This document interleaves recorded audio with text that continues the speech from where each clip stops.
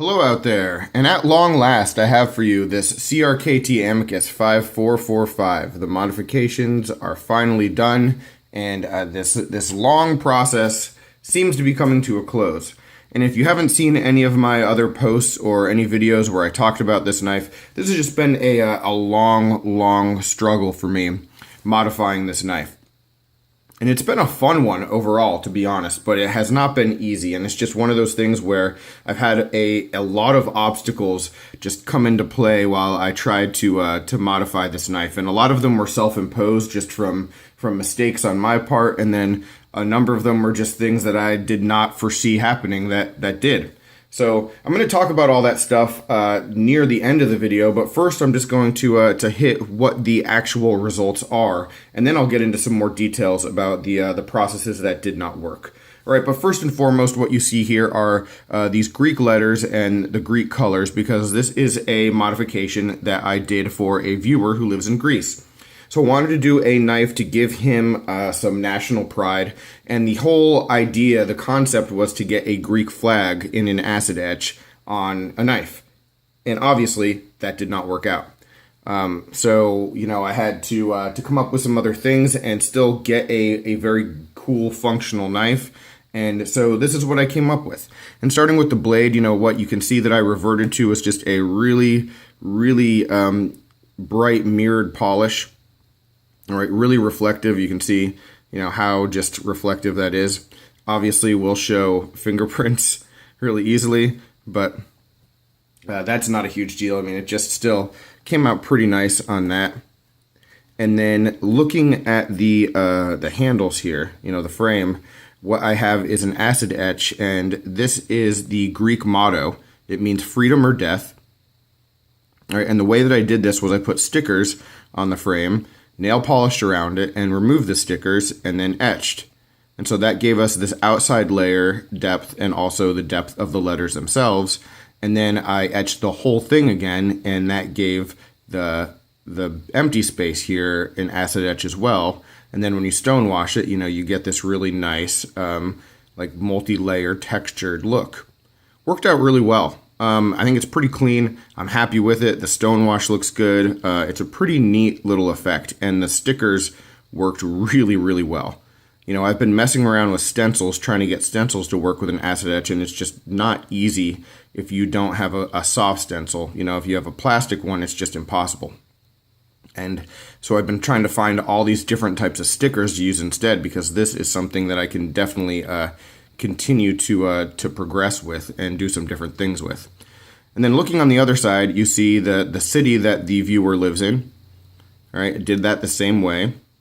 And then the only other stuff that you'll really notice compared to a different, you know, a regular Amicus, excuse me, is just some heat ano on some of the hardware. I got the pivot here, a really nice bronze. I'm happy with that, but then just struggled with the rest of the hardware. The consistency, when you're trying to heat ano a tiny little screw, it goes from bronze to purple to blue to scorched in like no time. You know, and I'm really trying to figure out a good way to get better at that. I've seen some people bake them, actually, just like bake the screws, and that is something that I might have to look into. You know, you put it in the oven and you get a consistent look and a result, at least from all the screws. So I did manage to get a little bit of color on these, but, you know, not exactly what I was hoping for. You know, and then last but not least, I've got the pocket clip right here, which is bronze and purple, just depending on how the light hits it. And that came out really cool. Happy with that. All right, so overall, that is just the basic result of the knife. You know, threw the lanyard on here, blue and white, courtesy of Minnesota Knife Guy, just to have some actual Greek colors to give it a little bit of unity. And yeah, overall, I'm happy with the way the knife looks. All right, so here are some of the opportunities though that are left over, and some of the things that definitely could have been done better. All right, so one result that I definitely noticed right off the bat was a couple of these scratches. You know, and you can see right here and right here. And this stonewash, I mean, this will continue to stonewash if this is carried in the pocket. Coins hit it, anything sharp hits it. I mean, it won't rub off, but this finish will definitely continue to develop over time. You know, that's just the way that it is. All right, so So that's just something that, like, you know, it's very, very easy to scratch, and I did it twice, unfortunately, while I was putting it back together. And then one other thing, which I'm not too happy about, is there's just a little bit of up and down. All right, and it doesn't affect functionality. I actually cut with this knife once I put it back together in order to make sure that it was safe, and it is. I'm really a stickler for up and down blade play, though. I despise it, even the tiniest bit. And so I've really tried to do what I can to tighten and adjust and see if there is any way around it. And unfortunately, I was not able to clear that. So it is still there. Like I said, I don't think it's a huge deal, but obviously not something that you want to see. Now, that said, once if you were to stick around and hear all the processes that I tried and failed with this knife, and the amount of torture that I put this knife through, honestly, I'm a little bit impressed, you know, and you'll definitely understand why there is some up and down, just because the amount of stuff that I had to do to this knife in order to get this result, you know, and the amount of things that did not work. You know, these things sort of happen when, you know, you're heating and etching and doing all these different things. Like, I'm surprised that there's not more play, just because sometimes, you know, steel can warp. You can mess stuff up. And still, like I said, a functional knife, so it is okay, but obviously not ideal. And then one thing I wanted to say about the actual design and the execution from the factory is, while the knife still centers really nicely, you can see how just wonky the tip looks, and that's because the grind from the factory is just off. And that's on this particular Amicus, you know, and that happens on all types of knives, more often on budget knives. But you don't want to see that, and it is unfortunate, but, you know, the knife still functions really well, but it's not as pretty as it could be. So there's that. All right, so that is basically our knife. All right, so now we're at the 7-minute and 15-second mark, and I'm going to just real quickly talk about some of the things that did not work. All right, so I wanted to get a Greek flag on this knife. All right, and that is like 9 bars and a cross, and I was going to try to get it on the blade.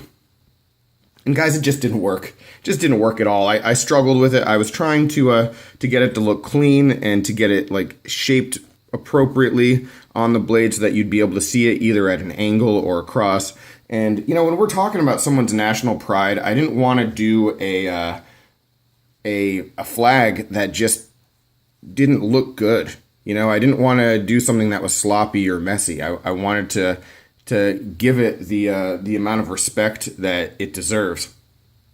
And so I wasn't able to execute that. And I have a number of dummy blades, just a number of tests that I did that just didn't work out at all. You know, I tried etching a couple different times, and it just didn't look clean, or it didn't like fill the blade the right way. It just wasn't going to work out. So I had to give up on that, unfortunately. The other big thing that I think probably contributed to the slight lockup issue, that is the amount of attempts I made at heat anodizing the frame. All right, it didn't work out at all. You know, and sometimes, you know, this knife came with a stonewash on the frame. And sometimes what I've noticed is, like, whenever a frame on a budget knife or something is stonewash or coated, just the quality of the steel down below just isn't great. You know, it just isn't good. They sometimes use the coatings and the stonewash in order to skip some steps with finishing on the actual steel itself. And so that was sort of the case here. Like, when I took the stonewash off and polished it, it just didn't look consistent, and I knew that it was going. The finish didn't look consistent, and I knew that I was going to have some trouble. You know, and then when you take a look at the inside of the knife here, you can see all this milling. Let me see if I can get that focused. You can see milling in the frame, right? And so what that does is it makes the frame obviously thicker in some spots than in the middle where the pieces are milled out. And so the thicker something is, the longer it takes to heat, and so that just made the heat ano extremely uneven. All right, so I was getting blue in these middle spots here, and then bronze on the outside, and then trying to even it all out, I was scorching. It was just a mess. you know, it was a mess. And so I tried it 3 or 4 times, heat ano, and then removing the heat ano and repolishing and stuff. And just over the course of that time, I'm sure I did something that either, you know, warped something just tiny, you know, when it comes to the lockup here, or bent something just the wrong way. I mean, the amount of time that I was working around this area, it just isn't a surprise to me that I messed something up slightly that caused that kind of play.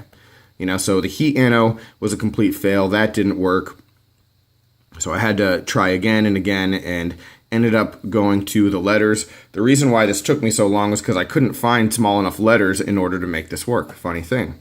So I had to order them online, find them, order them online, and then it ended up working out. All right.